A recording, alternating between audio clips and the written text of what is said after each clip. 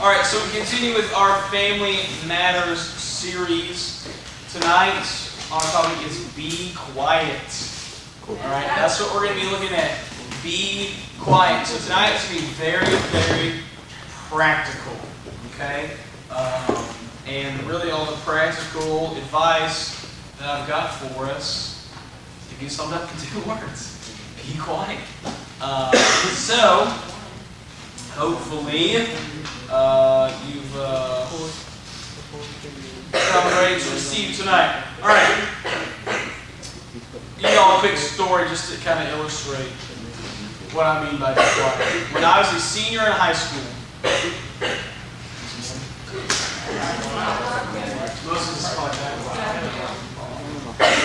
all right, when I was a senior in high school at my church's summer camp, they put all the senior guys in one cabin. Our cabins were like standalone things. And for a counselor, they gave us a guy named Jason, who was only 2 years older than us. So he was in my sister's grade, and I knew him, and he was probably more immature than we were. And when you put us all together, we were not a good combination. We didn't make smart decisions. This was also, all right, y'all know who David Platt is? Yeah. All right, David Platt used to speak our camps. This was before he was the pastor for Kills and all that good stuff.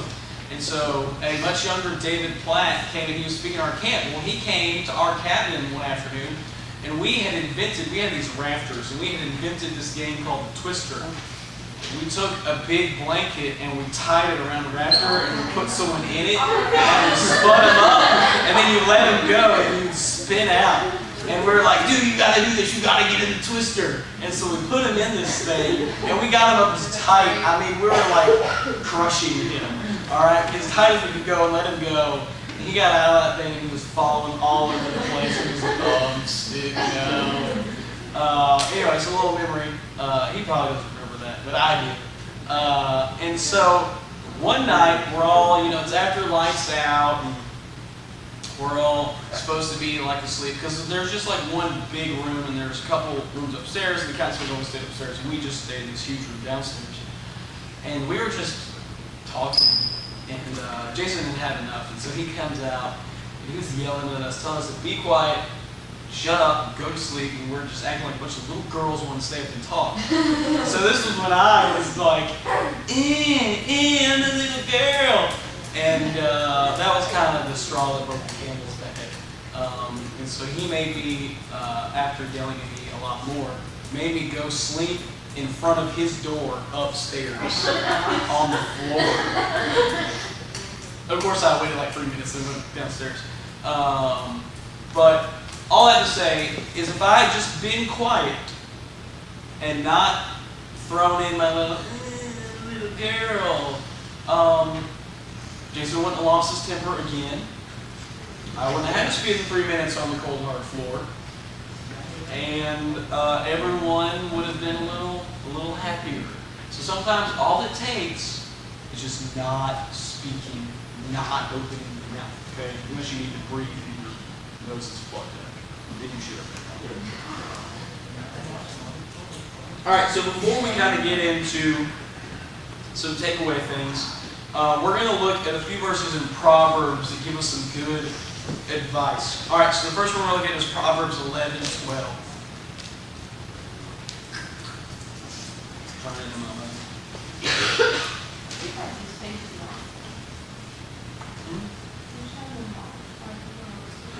One day when I was holy.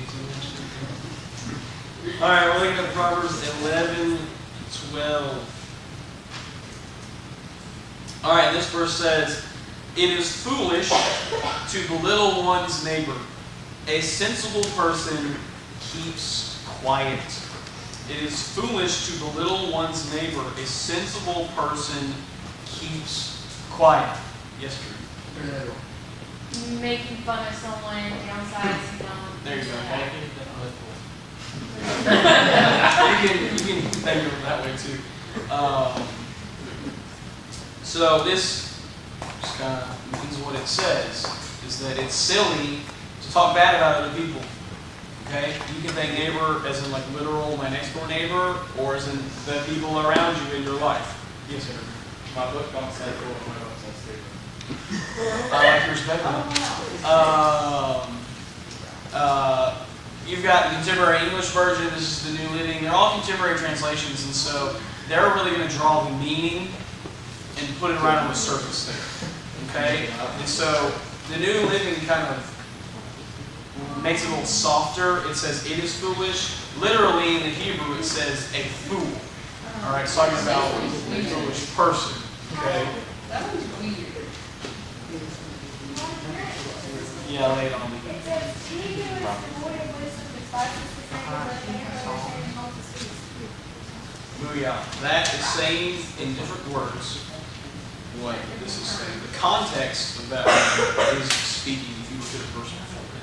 So that's how we know it's about speaking positively about somebody.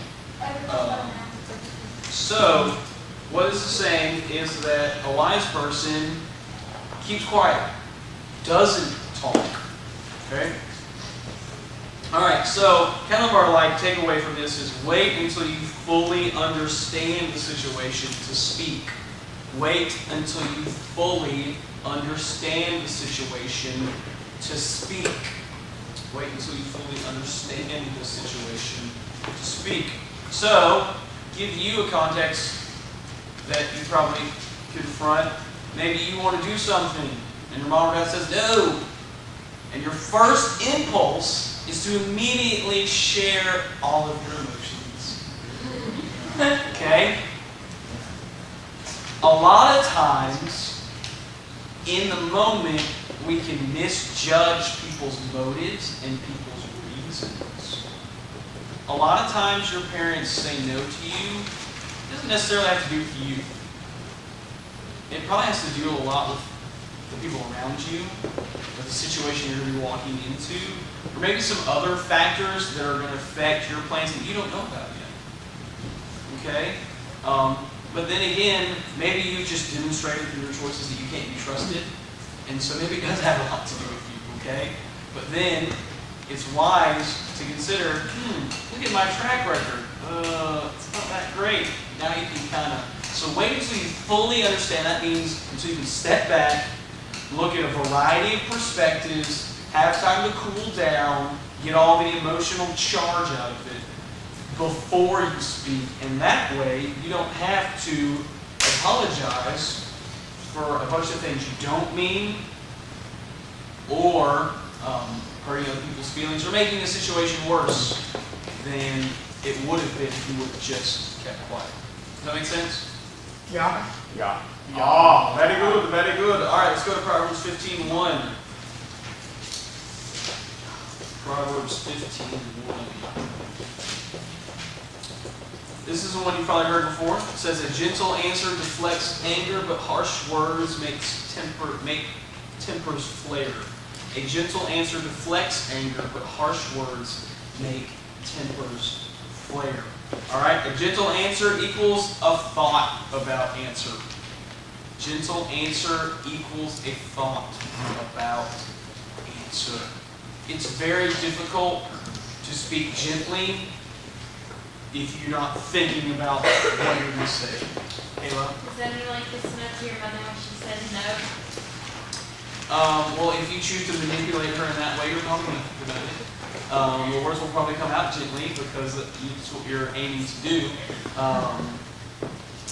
The proverb is getting at with gentle is it's not manipulative, it's removing the emotional charge from it. And you're not trying to hurt the other person with your words. You're not trying to wound them. You're actually seeking to enrich and nurture the relationship. All right, but you can't do that if you don't think before you speak. It's very, very difficult to speak gently if you don't pause, collect yourself, and really process what does my response need to be to whatever situation or whatever thing has been said to me. All right, a fight can escalate quickly. A conversation can turn into a fight very quickly simply because you either say something with your tone or you just use harsh words because you didn't think about it Okay? And so remember, this is saying that a wise person uses gentle answers. Okay? A wise person chooses to be silent. Alright? That means a fool does the opposite. Alright? Alright, in Proverbs 17:28. Proverbs 17:28. This is probably one of my favorite proverbs. Alright, it says, even fools are thought wise when they keep silent. With their mouths shut, they seem intelligent. Even fools are thought wise when they keep silent. With their mouths shut, they seem intelligent. Alright? The takeaway thought for this one might seem a little different to you, but it's perception is reality most of the time. Perception is reality. Perception, P-E-R-C-E-P-T-I-O-N. Perception. Say that again.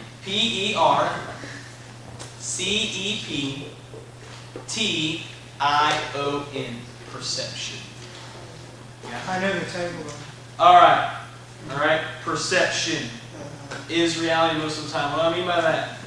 Well, this proverb says, even fools are thought wise. So you can have a stupid person, okay, who chooses to keep their mouth shut, therefore they're not saying stupid things. Therefore, no one knows they're stupid. Okay? Alright? So pretend you're in, like, mission control at NASA. Okay? And you are in, like, a lab coat and glasses, and you're just sitting at one of the rudders, okay? You're just sitting there. Alright, and everybody's talking about, oh, what's the flight, blah, blah, blah. They're talking about all this stuff, and you're just kind of sitting there, you know, look like you're typing. Alright, well, everyone in that room is just going to assume you got your, like, ID badge on. Well, this guy belongs here. Or this girl, she belongs, she's one of us. Alright, now in a minute, you're like, now what's that there thing on the screen over yonder, you know? Or they're going to be like, this person's an idiot, we need to get them out of here. Alright, but if you just don't say anything, you can fool people. So you might find it out along the way. So, yes, Can you make this one easier to relate to situations? yes, I can. I can make it easier to relate to the situation. Like, let's say you're with your friends, and they're all talking about, I don't know, some new game that they all have that they play that you don't have. And you want to be a part of the conversation. And you're like, oh yeah, I beat that level too. And they're like, oh, well, did you use da-da-da? And you're like, I just got in the tank, man, just barreled through. And they're like, there's no tank in this game. And you're like, I didn't know that. That'd be awesome though. Alright, and so the principle to take away from this is sometimes it's just better to be silent. It's just better to be silent. No, that's not the big It's just better to be silent. It's better not to speak. Okay, so the IE means in other words. Alright? Be quiet. What? Well, In other words, Be quiet. That's not what the IE is. how do you spell quiet? Be It's on quiet. your sheet. Alright, be quiet. Be quiet. Okay?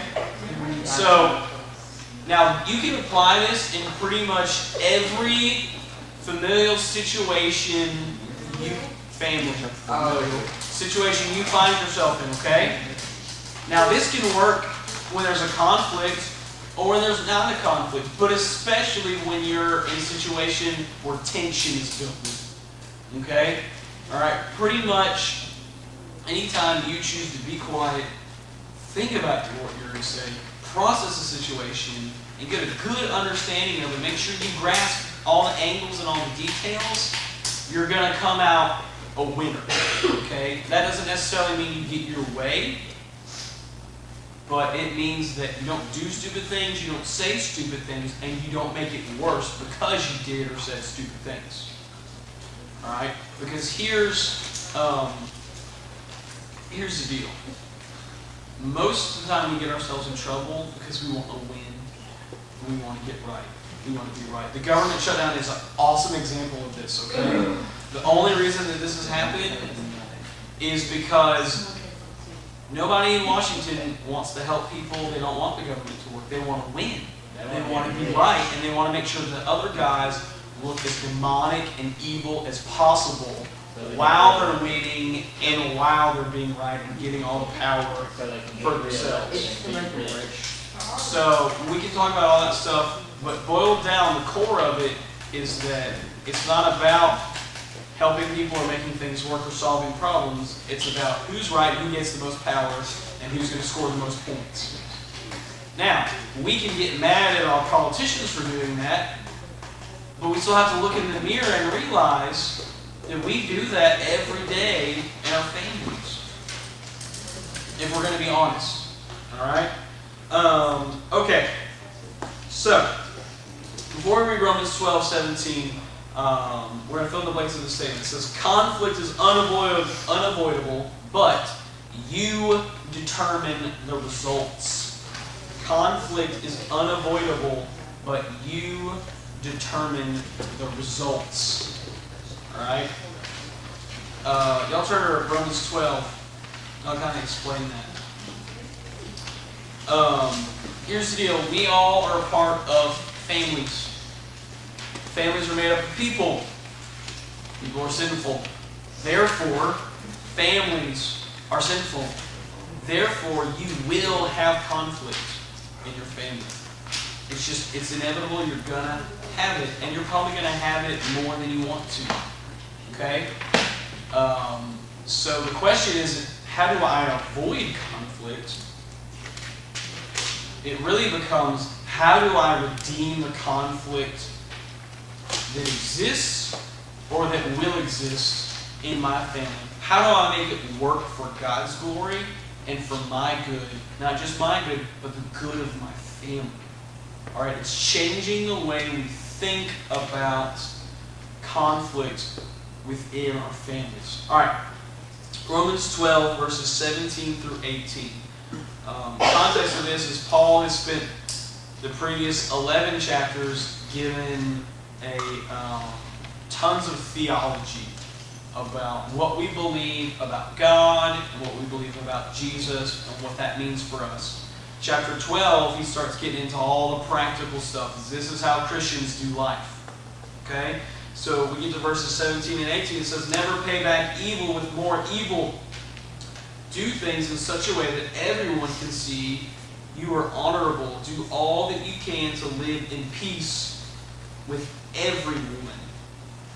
I really want to focus in on verse 18. Do all that you can to live at peace with everyone. Peace, a good definition of peace is right relationship with people and with God. Meaning that if you're in a correct relationship with people, you're going to have peace. That doesn't mean the absence of conflict. It means that conflict works to your advantage, works to God's glory, and that you use it as a tool to help everybody look more like Jesus. Not to win. So here's the deal, Jerry. When you get in a fight with your parents, do you want to win? Or do you want your family to be whole and to have a closer relationship with your family?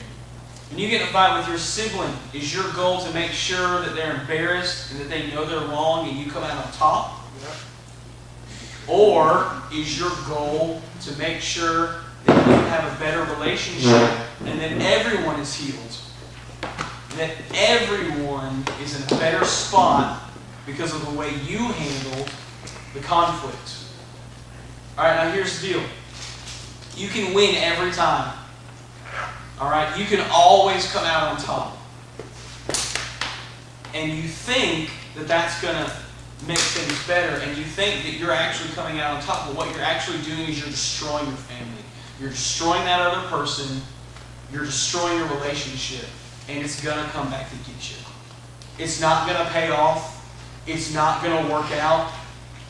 It's not going to all be okay. Everyone's not just going to put up with the fact that you always have to be on top and you always have to get your way and you always have to be right and you always have to win.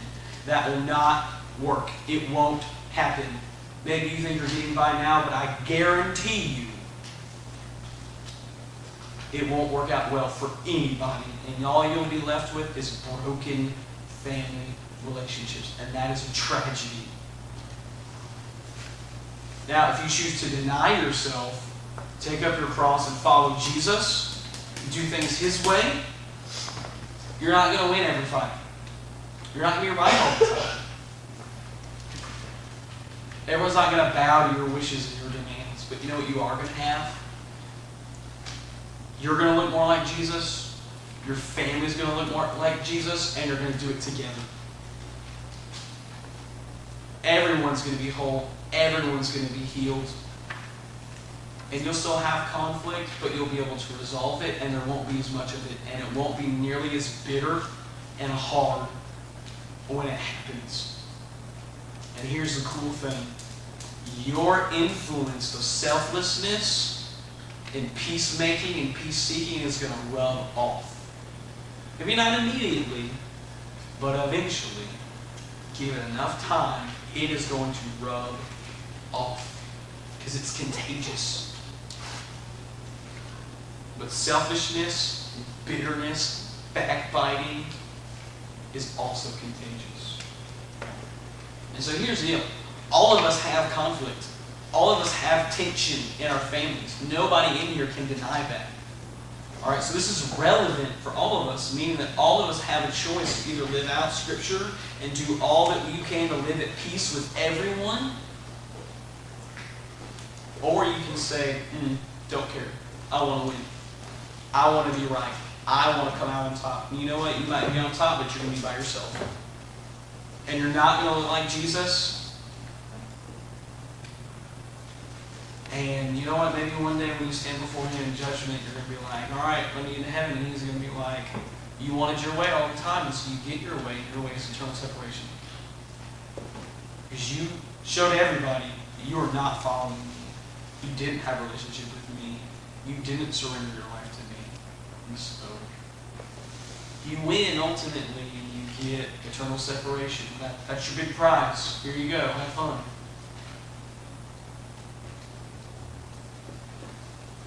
Our takeaway is to pray Philippians 2:3 over yourself. Philippians 2:3 is something you've heard before. It doesn't jump out at you when you see the reference. Philippians 2:3 says, don't be selfish. Don't try to impress others. Be humble, thinking of others as better than yourselves. Don't be selfish. Don't try to impress others. Be humble, thinking of others as better than yourselves. Meaning you need to change the way you view the world. It's not about you. It's about us. In your family, it's not about you, guys. It's about us. Your whole family. Your mom, your dad, your stepdad, your stepmom. Your brothers, your sisters, your stepbrothers and sisters. Anybody else that lives in your house with you. That's what it's about. It's not about you going solo. Now, it's easy to talk about all this. I know it's hard to put into action. Because the first time you choose to deny yourself, you might get stepped on. Other person might not choose to be so holy. Alright? And so you might definitely not get your way at all. And you might come out of it saying, well, I get it your way, God, and look what I've got to show for it. And you know what God's going to tell you? He's going to say, number one, hey, I'm so proud of you for doing things my way, trusting me. And number two, you watch and you wait. And you keep doing it my way, and I'm going to show you how I'm going to take all this junk and all this bad and all this tension, and I'm going to use it for my glory. I'm going to redeem it. I'm going to use it for your good. I'm going to use it for the good of your family. If you'll stick in there with me, we're going to make this thing work, and we're going to change it. That's how it happens. And so it's messy. It's not fun. And it's not super easy. But it matters. And it's for everybody's good. And you can be the catalyst that makes your family look more like Jesus. You can be the catalyst that makes your parents respect you more. If that's what you want, you feel like they don't respect you, well, maybe you don't act like you're worthy of respect right now. Just be honest. Maybe you act like a little punk. Stop acting like that. Don't respect, earn it. But it's not about getting something. It's about looking like Jesus. Alright, if you're serious about following Christ, it means we're going to follow Him at home first. And then we can follow Him in those other places. Let me give you one story. I'm not going to read it, but in John 7, you can look it up. Beginning of John chapter 7, Jesus, it's right before the Feast of Booths or Tabernacles. And it's in Jerusalem. It's a huge feast. It's like the biggest Jewish feast of the year. Alright, and so Jesus' brothers come to Him. And they're like, hey, Jesus, aren't you going to go to Jerusalem? Show everyone how awesome you are, do tons of miracles, because you want all this glory and credit. So isn't that where you need to be? That's literally what they did. They were mocking Him. They were making fun of Him. They were rubbing things in His face because they didn't believe in Him. How much do you want to bet that James, who was the guy who wrote the book of James, became the leader of the church of Jerusalem, accepted Christ after Christ had risen from the dead, wanted to take that back? He mocked God incarnate to His face, and he rubbed that He was the Messiah in His face, and he treated Him like dirt. How much do you want to bet He wanted to take that back? Students, you have an opportunity tonight to have to take stuff back. You have the opportunity to live life in your family without regrets. You've got the opportunity if you'll grab a hold of this right now, not wait until you're out of college or wait until things get really, really bad.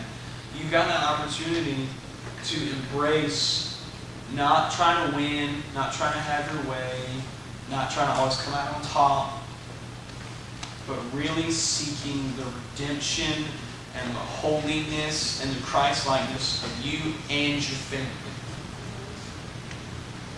I encourage you all to take advantage of that opportunity. But also use your willingness to follow Christ's example of selflessness in your family as an indicator of whether or not you have a relationship with Jesus Christ at all. If you're not willing to do this and you're ready to blow this off and not listen, there's a really good chance you're not a Christian. Now, I don't say that to make you question stuff or make you feel horrible. I'm just saying that the most important thing you can know is whether or not you have a relationship with Jesus Christ. Some of you think you have a relationship with Jesus, but in reality you might not, because nothing in your life looks like Jesus. Nothing in your life desires Jesus. Nothing in your life feels bad for not looking like or desiring Jesus. So that's you. Man, help talk to me. We can weed through that and we can settle that and we can get right. If you're in a place where you're like, man, I'd really like to do this, but I think I'm going to need a lot more help and support, come talk to me. Let me be that support system for you. Let me be that counselor. Let me be the person who helps you step back to look at the situation in its totality instead of just from your narrow point of view. So take advantage. Take advantage of me in that respect, okay, guys? That's why I'm here, okay? But again, just take away. It says pray.